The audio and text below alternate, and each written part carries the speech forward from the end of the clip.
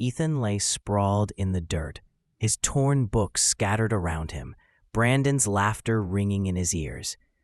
A phone camera captured his humiliation, the billionaire's son, powerless and alone.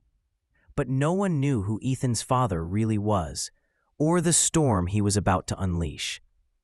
But what happened next will shock even those who thought they'd seen everything. But first, let's go back to the beginning. Ethan Parker's mornings used to be filled with quiet joy, the soft golden light spilling through his bedroom window, the warm scent of fresh pancakes wafting up from the kitchen, and his father's gentle voice calling him down for breakfast.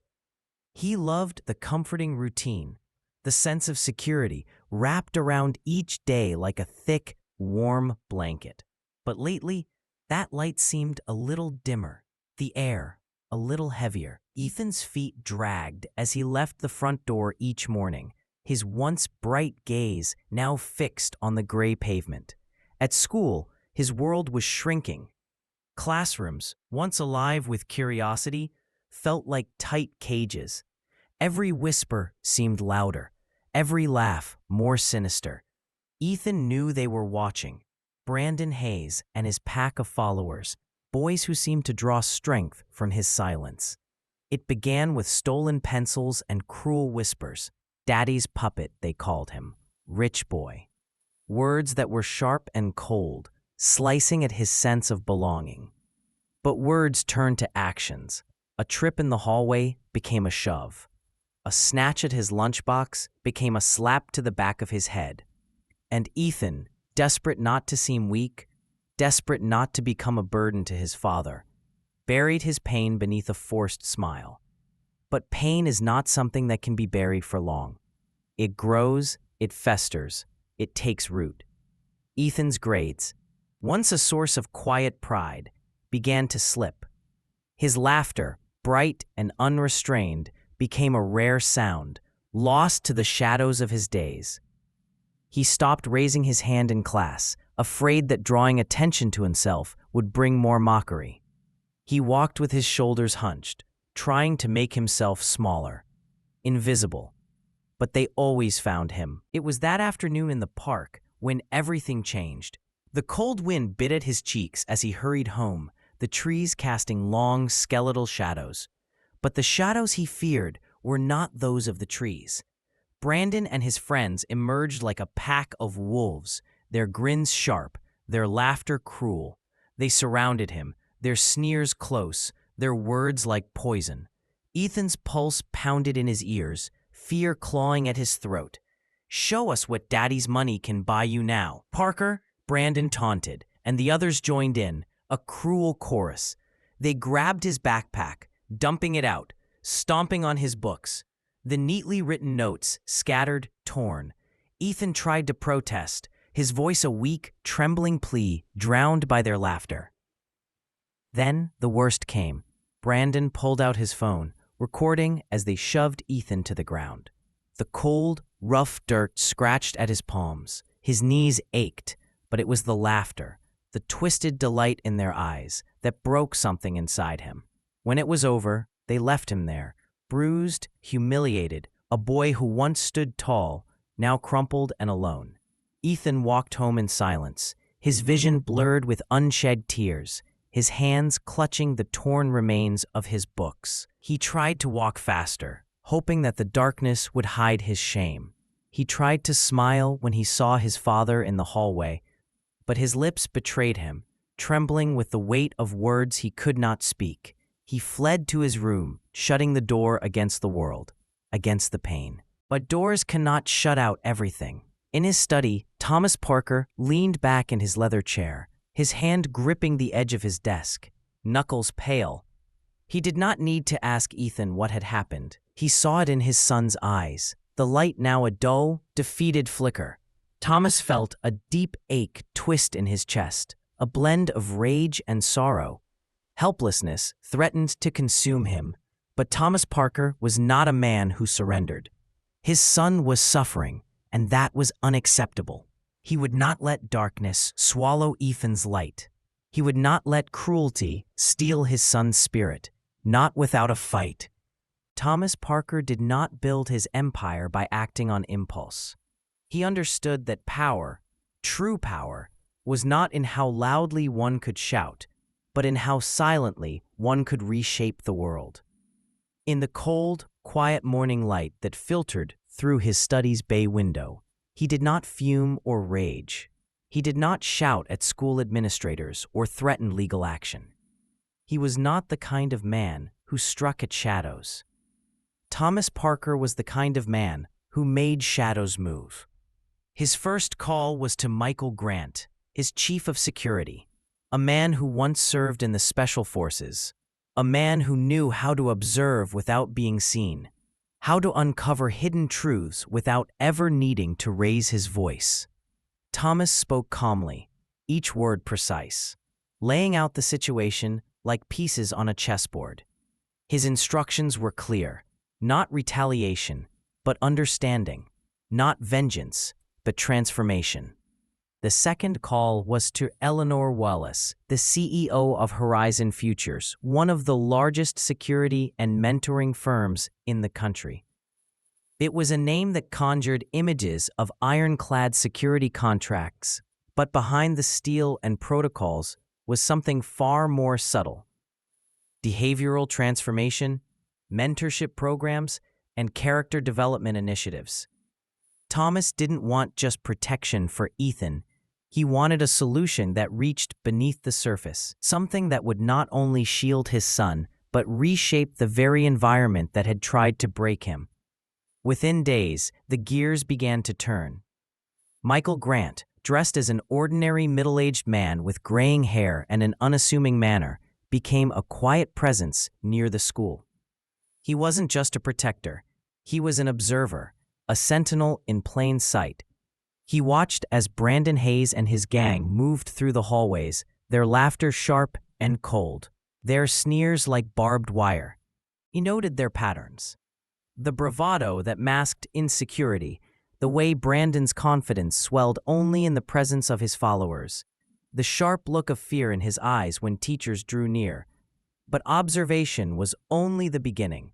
Thomas's true strategy was revealed 2 weeks later, when the school announced the creation of a new peer leadership program, funded by an anonymous benefactor. It promised mentorship, character-building workshops, and training in leadership. The allure was irresistible. High schoolers, drawn by the promise of scholarships, internships, and glowing recommendations for college. It was a golden ticket to a brighter future.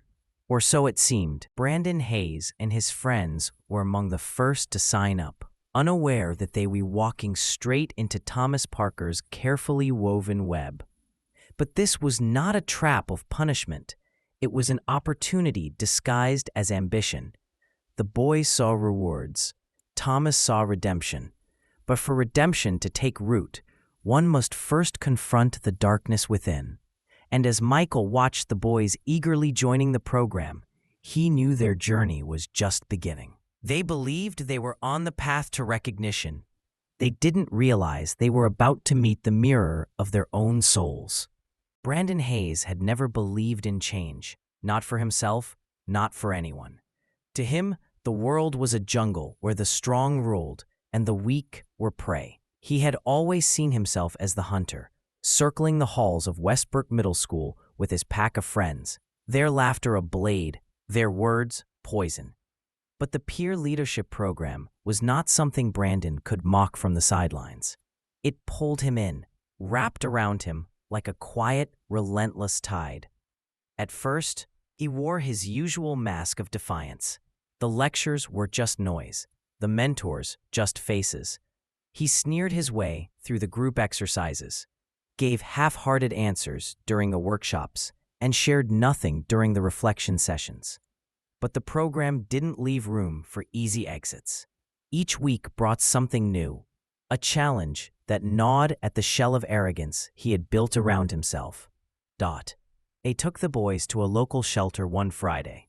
Brandon was forced to sit across from a girl, barely older than his little sister. Her name was Maya, and she spoke of nights spent hiding under a thin blanket. listening to her parents fight. She talked about how, at her last school, she was bullied for her old clothes, for the holes in her shoes. Brandon tried to ignore the knot tightening in his chest, but the words clung to him. The next week, they listened to stories from veterans, men and women who had seen war, who had lost friends, who spoke not with pride, but with pain. They learned about resilience, not as a concept, but as a scar, a wound that had healed through suffering and struggle. Brandon looked away, but he could feel something shifting, cracking. Then came the quiet conversations with mentors who didn't preach, but asked questions he couldn't dodge. "What do you want to be remembered for?" one asked. "Who do you think you are when no one is watching?"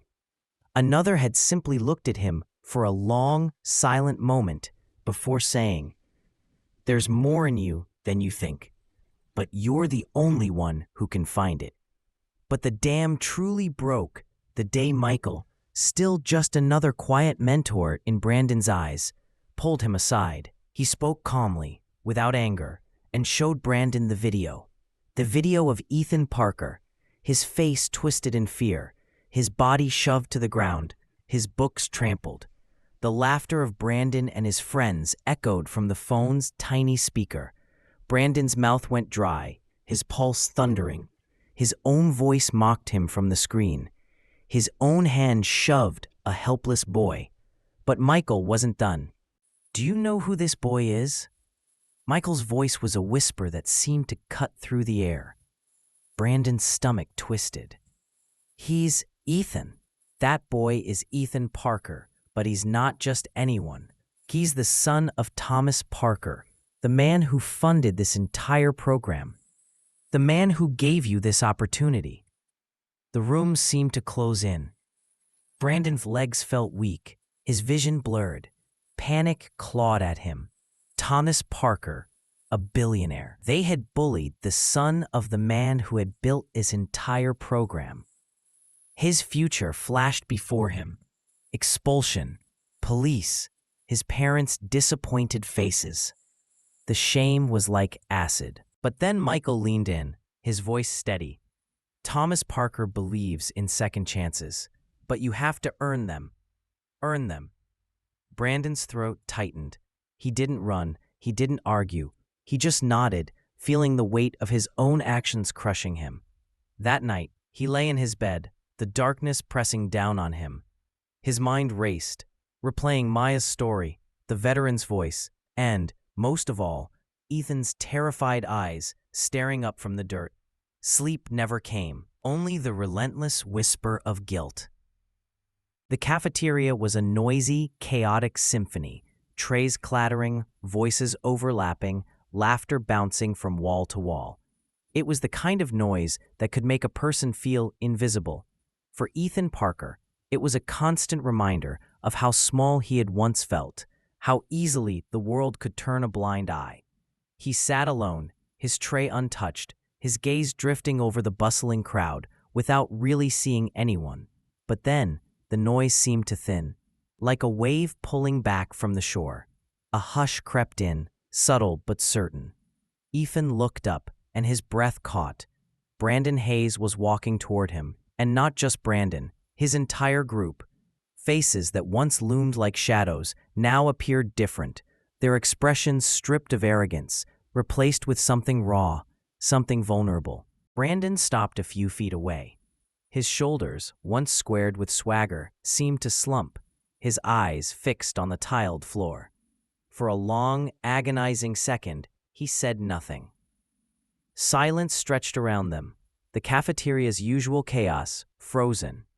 Whispers started to ripple, heads turning, a low murmur of curiosity building like a distant storm. Ethan's heart raced. He felt the old instinct to brace himself, to curl inward, to be ready for a shove, a cruel laugh, but none of that came.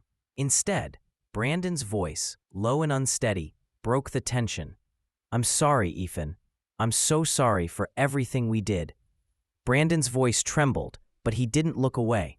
His friends stood beside him, their faces pale, eyes downcast, nodding in silent shame. Ethan's mind stumbled over the words. Was this a trick? Another cruel joke? But then he saw it. The fear in Brandon's eyes, the vulnerability, the sincerity that twisted beneath his guilt. There was no mockery, no malice, just regret. For a moment, Ethan was speechless. 1,000 memories crashed over him. The whispers, the shoves, the laughter, the fear. But with them came something else. The quiet mornings with his father, the strength in Michael's calm voice, the courage it had taken for Brandon to stand here now. Slowly, a warmth began to rise in Ethan's chest, thawing the cold weight he had carried for so long. It's okay," he whispered, and then, louder, his voice steadier. "It's okay." A smile touched his lips, small, hesitant, but real. The cafeteria seemed to exhale. The murmurs grew louder, the curious stares scattered, and life moved on. But for Ethan and Brandon, something had shifted. A bridge had been built over a chasm that once seemed impossible to cross. But this moment was just the beginning. Word of the apology spread faster than gossip, weaving through the school's hallways, whispered from one mouth to another. Teachers nodded with quiet approval, some even wiping away a tear when they heard. But it wasn't just talk. The peer leadership program's impact was becoming visible. Students who once mocked each other now worked together. Those who stood apart found themselves included. And at the heart of this transformation stood the boys who had once been the worst offenders, Brandon and his friends. The semester's end brought the ceremony, a grand event in the school's modest auditorium, the stage adorned with a simple banner, Peer Leadership Program, Transforming Character, Inspiring Change. Rows of students filled the seats, their families watching with a mix of pride and curiosity. Ethan sat beside his father, Thomas Parker, whose quiet, dignified presence seemed to radiate calm strength. When Thomas rose to speak, the room fell into a respectful hush. His voice was steady, but each word carried weight. True strength is not just in power or wealth. It is in the courage to change, to make amends, and to become better than you were. His gaze found Brandon and his friends, who sat in the front row, their faces a mix of awe and humility. Today, we celebrate not just your achievements, but your transformation. One by one, the boys were called to the stage. Brandon's hands trembled as he took his certificate. But when he looked out at the sea of faces, his parents beaming, his friends cheering, Ethan smiling, tears burned in his eyes. They were not tears of shame. For the first time in as long as he could remember, they were tears of pride. Ethan, too, felt something change within him. He no longer saw shadows when he looked at the faces of those who once tormented him. He saw friends, flawed, struggling, but trying. And in their eyes, he saw a reflection of his own strength. In the end, it wasn't just about standing up to bullies. It was about transforming them. And what Thomas Parker did left everyone speechless.